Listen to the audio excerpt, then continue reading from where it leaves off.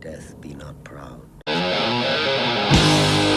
You smell that, Internet. This is Arrogance, welcoming you back to another hobby Q&A with the main man. Today we're going to be unboxing some Celtic Cavalry, some ancient Britons, because I'm obsessed with the Boadicea Rebellion. I've got Tacitus opened all the time, it seems like, and I'm watching any kind of documentary I can on Imperial Rome.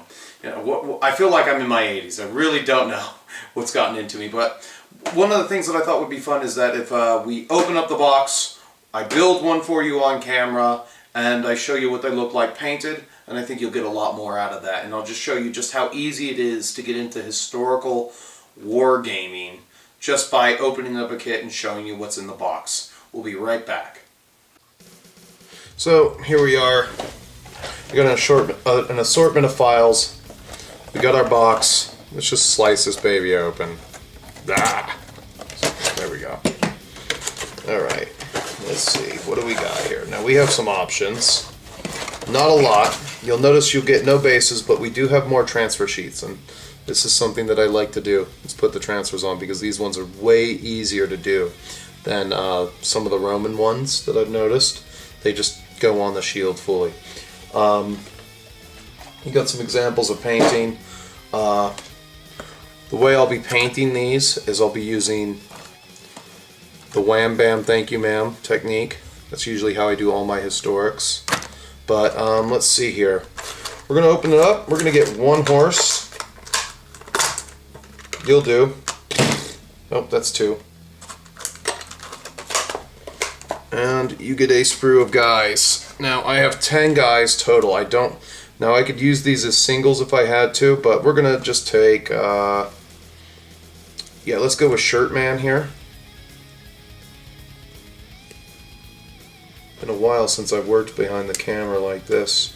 I've got another rig I'm thinking about building and everything, and it's going to be on my shelf facing this way.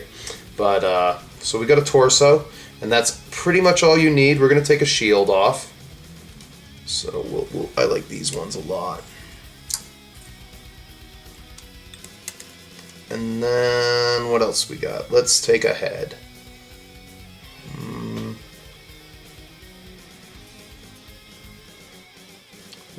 Do we want him to have a beard? What do we want him to look like? I guess it doesn't matter. We'll just choose a head. I'm going to try to shy. I like to shy away from the heads that have mustaches, but the problem is that's like 80% of the heads. So we're just going to bring it back here for a sec. Hey, this guy's got a head. Okay, now that we're done clipping,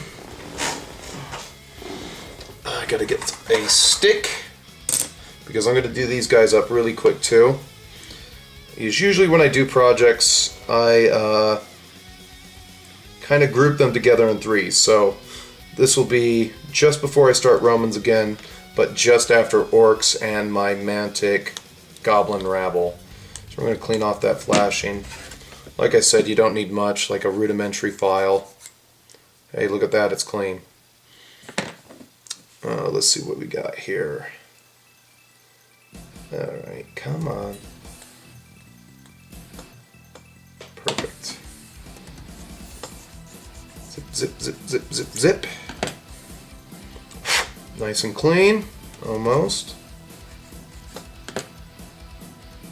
Okay. Most of the file work comes for the horse, and I've got something for that. So what I usually do is I get my doler here. So I usually take my big file whenever I get started on these, and I'll run these up and down on the edges and everything, and I'll just get rid of all of the flashing on the base.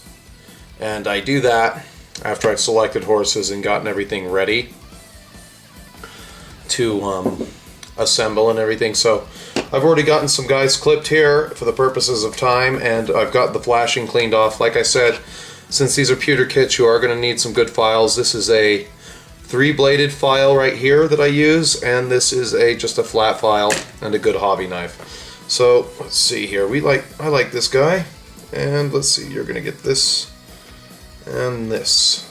Let's see. So look at that. Already you can notice this 1, 2, 3. 3 pieces, and that's it. And if I really, really wanted to stretch it, it could be 4 pieces. And that's one other reason to get into historical, or why I got into historical gaming, you know. Because, you know, again, I'm a lazy POS here. So let's just make sure that that is clean. Little final once over. Let's go around there. He looks ready for battle. All right. So usually when I do this, I just sort of tap the back end, tap the head, and now I go to town with the glue. You really got to make sure that some of this in here is cleaned out, otherwise it won't fit properly. And 2 drops is probably enough. Let's take a look here. So, boop. That'll look good right there, just like that. Nice and sealed. Dot of glue there.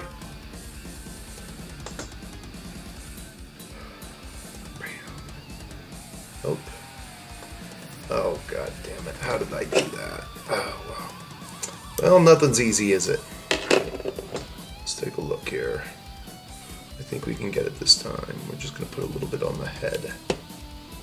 Hate it when I have a little misstick. Oh, there it is. Mistake number 2. Wow, John. Oh, God. Okay, hold up here.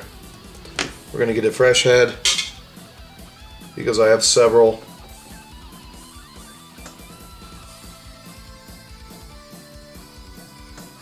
Probably going to use just a little less glue. And there we go. Much better. Head's on. Then usually shake that up. Give it a glue like that. Take that. Just a drop. Actually, it's going to need just a little bit more than that, and there's enough to. And now when you get into a situation like this, like I often do, when I get greedy and I want 2 drops of glue, one of the things that I'll do here is I'll take this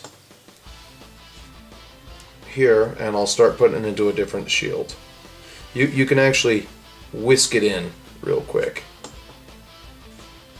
Here, let's use this other side. And this is just an old spear that I have, so that way that you don't have too much showing.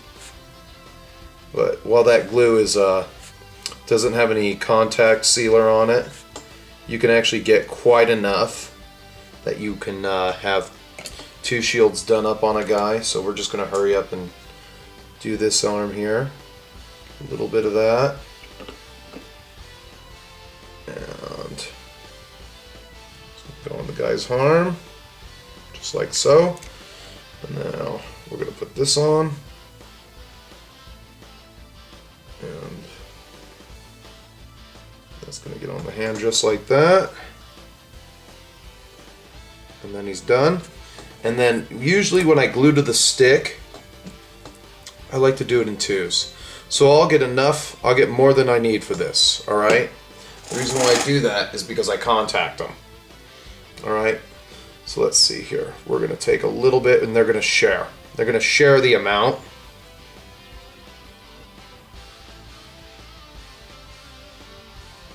This guy's going to need to be stuck on for a second here.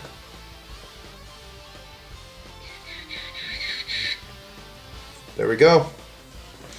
And in a couple seconds, this will dry, and this is actually how I prime them and paint them. And it's always 2 to a stick, sometimes 3. As you can see, you get a lot of pewter horses here, and then because I'm going to be multi-basing them, 6 to a base. So I'll put that there. I'll get that set up in the queue there. So this guy's ready to go. And then these guys just need heads and riders, so I can go back to my sprue here. And I'll just sort of cut off what I need. So I need an additional head for the one I messed up. We'll use this helmet head because it's easy. It's path of least resistance for me when I'm building models. Like I said, I don't like painting mustaches, but usually I just sort of pick them out before I wash, and then the wash does its thing. And then, so we got the head, and now we need an additional shield, or do we not have any shields? Oh, it's already on him. Alright, so the shield's on. Ready to go. And we'll get this guy, we're going to do this one more time. Drop a glue. Drop a glue. And we're going to drop of that. We're going to give it old shirtless Fred here.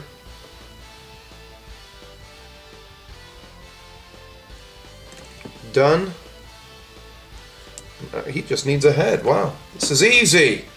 I can do this for hours. And you know, if you're a commission painter, like a big serious commission painter, this is another thing to look out for. You know, I mean, you could probably do like, I don't know. I know one commission painter who literally charges like $8 for one of these things, and this is all he does all year. Is paint big commit is do endless art. He has one customer he told me who's good for like 10 grand a year, and he's done nothing but the same Napoleonic British commission for him forever. Not to mention, like last year he did like an additional $5,000 worth of Egyptians. So because you know that every guy is going to be the same, and you're not going to be putting blue war paint on. I mean, or at least, you know, I'm easy to please. But, you know, I mean, you do what you want. And usually when I go to the finished product, it'll look something like this. I'll have a nice little diagram up here. And they're all going to look like this. But since I'm putting 6 on the base, I'm going to have fewer features terrain-wise on the sheet. And you can see that that's about 1, 2, 3, 4, 5 inches across on one side. And then the standard Celtic Cavalry thing, and it's by another inch. Or if I really wanted to, the other option, if I wanted to build them as individuals,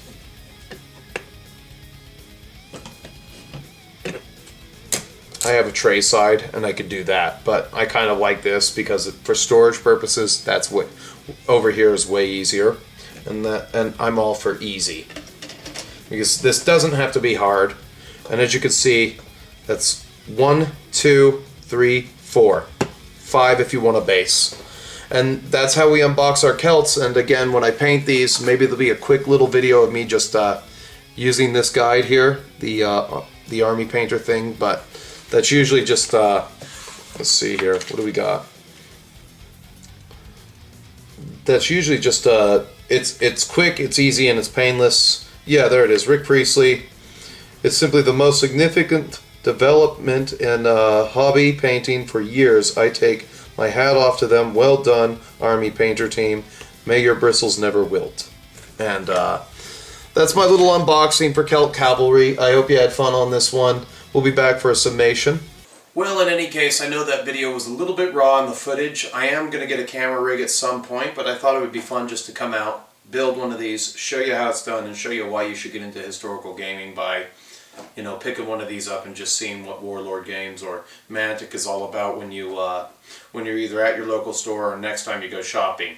Basically, you saw that everything was 4 pieces or 5 if it had a base. You know, so that's really simple, really straightforward. You don't need to be a master hobbyist, a master painter or builder in order to get these things onto the tabletop.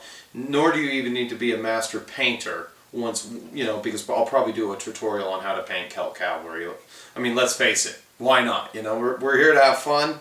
And anyway, I hope you enjoyed it. If you have any questions for me, you can put them in the comments section. I'd love to answer them. As you know, YouTube has many functions you can use to interact with me. You can like the video, dislike the video, comment, or subscribe. But until then, keep playing, keep fighting, keep building, and stay metal, my friends.